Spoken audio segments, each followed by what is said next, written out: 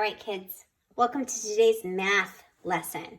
We're going to do lesson 10.2 today, make picture graphs. Make sure you have your math workbook out with you when you watch this lesson.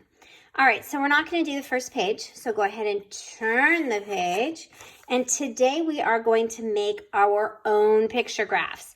Yesterday we learned a lot about picture graphs. We learned how to read them, and today we're going to make our own, which is super fun. This is always a fun one to do in school, and it's going to be really fun at home too, because you're going to get to ask all the people around you lots of fun questions. Okay, so first let's start out with our model and draw. Okay. You're going to use this picture to gather your information. So what do we have here? We have sheep. We have some white sheep and we have some black sheep. And the question up top says, are there more black or white sheep in the picture? Make a graph to find out. Now you could probably tell just by looking at the picture, but that's not the lesson today. The lesson is to make a graph. So this is how they recommend doing it when you're looking at a picture. They recommend making a circle for each one and then crossing it out so you don't forget that you already made a circle for that one. So let's first do how many black sheep we see. We're going to make a circle for each black sheep we see in each box. So let's start here. Now this one's already been crossed out for us, so you can go ahead and trace over the dotted line and cross out one sheep because we already put it on here. And now we can draw that sheep right there. So draw your circle for that second black sheep and cross it out. Good. Are we done with the black sheep? Nope. So we're going to draw a circle for the next black sheep and cross it out. Excellent. All right, now we have white sheep. We're going to do the same thing we just did for the black sheep. So I like to kind of start down at the bottom or start at the top and go in order so I don't lose track of what I'm doing. So I'm going to start at the bottom. So one, I'm going to put a circle, cross it out. So you go ahead and keep doing it too. There's that one. Draw a circle, cross it out. There's that one. I'm going to draw a circle, cross it out. There's that one. I'm going to draw a circle and cross it out. And the last one up here, I'm going to draw a circle for it and cross it out. Okay, excellent job. Now, look at your key. Each circle stands for one sheep. And that's true because that's how we did it, right? We drew a circle for each sheep. Now we get to answer the question. There are more blank sheep. Okay, so what is there more of? Is there more black sheep or white sheep? Look at your graph to tell you. Yep, you're right. There is more white sheep. So we're going to write the word white because it's asking us to tell us something using a word. It didn't say how many, did it? It said there are more, and we're going to say white sheep. All right, so let's go down to our favorite pet. We get to do another graph. This will be really fun. Okay, so do more children like cats or dogs? Ask 10 friends which pet they like better. Draw one circle for each child's answer. Now, we are not at school right now, and so normally I would have you ask your classmates, but instead you're going to ask the people at home. And I know you're not going to have 10 people at your house, so you can just ask however many people you have in your house, or if you happen to talk to your grandma or grandpa on the phone or this week, or if you happen to, I don't know, if you talk to neighbors or however. I know we're not kind of getting out and talking to lots of people right now. So however many people you have around you, 2, 3, 4, that's perfectly fine. Ask them what they like better, cats or dogs. Okay, and if you do want to go ahead and call a relative, you can save up some questions for them and ask them a bunch of questions and fill out your graphs. But anyway, now you don't ask as many as there are boxes, okay? You just ask however many it says. So don't ask more than 10, okay? You can ask less than 10 because I know we're in a unique situation, but do not ask more than 10. And they only get to pick one answer. They either pick cats or dogs. They don't get to pick both. So let's pretend that 4 of our classmates like cats and 5 of our classmates like dogs. Oh wait, that would only be 9. So let's say 6 like dogs and 4 like cats. And I'll let you do this one on your own where you can ask other people. So if 4 like cats, how many circles are we going to do? 4. So 1, 2, 3, 4. You fill in 4. If you want to do something else and you want to ask people in your house, you can. But we're going to base our answers on this graph, okay? So 4 cats, and then let's say 6 dogs. 1, 2, 3, 4, 5, 6. All right, if you want to ask around your house, you can just put the video on pause and go ahead and do that. That's perfectly fine. You'll have different answers than we do, but that's okay. Okay, if you didn't go or if you're back with us, great. Now we're going to, each circle stands for one child asked or one adult or whoever. Use the picture graph to answer each question. So how many children chose cats? So if we were looking at my graph, how many children chose cats? Yeah, 4 children. And it says how many, so we know we're looking for a number. All right, how many children chose dogs? Look at the circles, count the circles for dogs. Yeah, 6 children chose dogs. Which pet did more children choose? Circle. Did more choose cats or did more choose dogs? And you can just look at your graph and see. And it's pretty obvious here that more chose dogs. So we're going to circle dogs.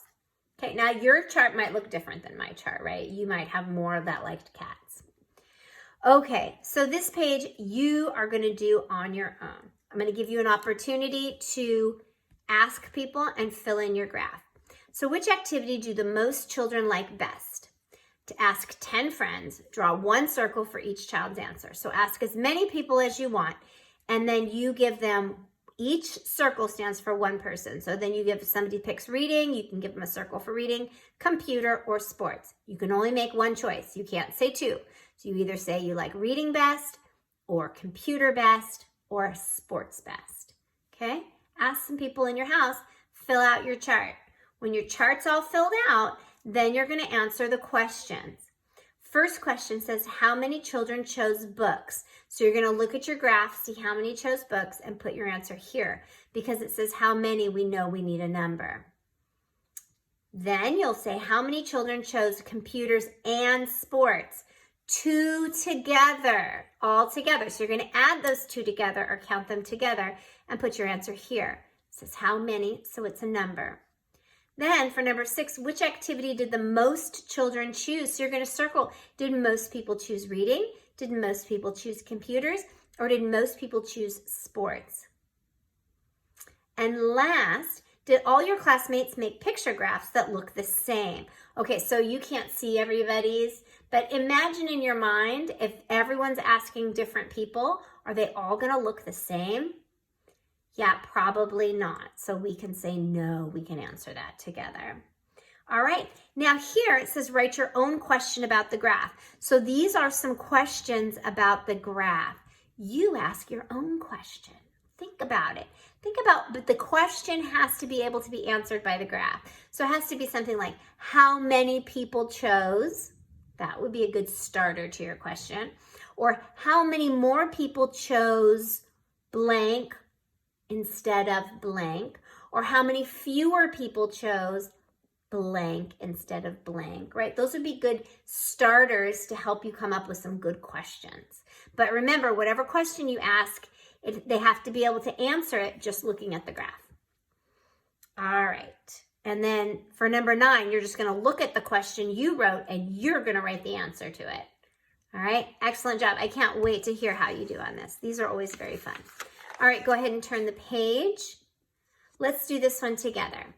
Matt made this picture graph to show the paint colors his friends like best. So our title is Favorite Paint Color. Our choices are blue, red, and green. And our key says each circle stands for 1 child. So let's use this graph and let's answer the questions. How many children chose a paint color? So how many chose either blue, red, or green all together? How many chose? How many people did they ask, basically? So let's count all of them. Here we go.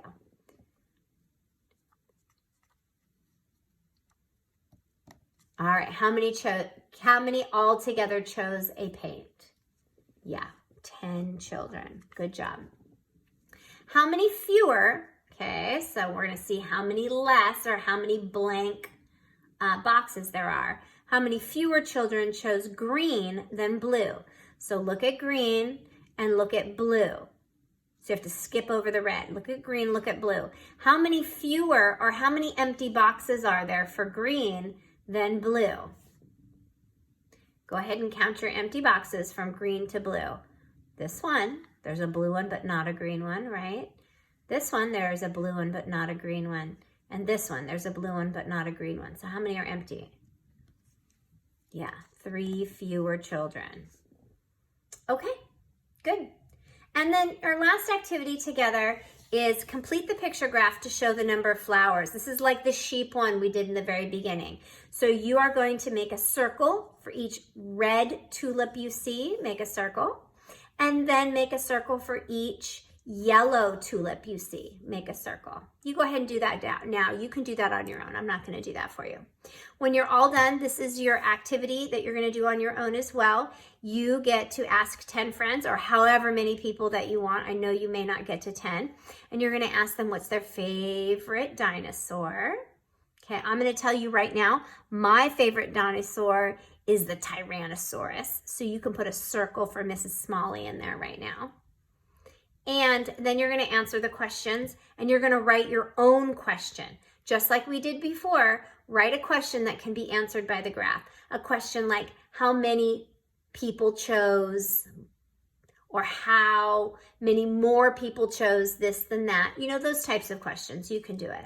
And let's see what our review is. Okay, it's answering questions on the graph. That's fine. Answering questions on the graph. Well, yeah, you can do that. And you'll solve this subtraction equation and then tell me how many tens that is. That's perfectly fine. All right, well, great. Thanks for making picture graphs with me. Good job.